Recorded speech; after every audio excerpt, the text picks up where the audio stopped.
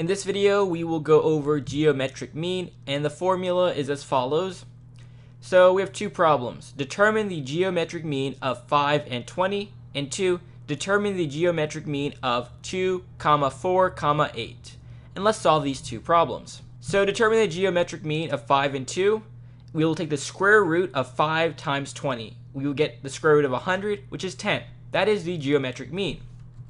So looking at this equation, we have two numbers, 5 and 20, and is 2. The square root is also 2. So you can imagine an imaginary 2 right here. That's why we got 10. Let's check, does this actually make sense? With two numbers, we can do this one trick. We can say 5 blank 20.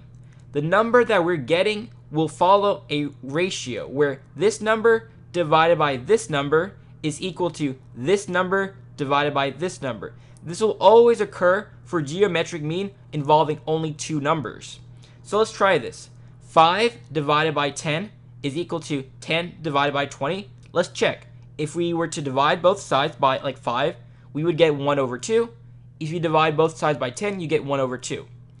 Now another way to solve this problem, again, only whenever you have two numbers. If you have more than two numbers, it gets a bit more complicated.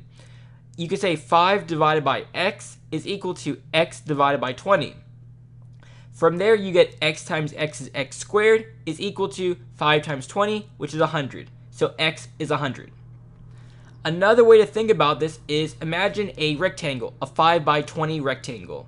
I do realize that this right here, this 20 should have been here and the 5 should have been here, but for all intents and purposes, let's imagine this rectangle 5 by 20.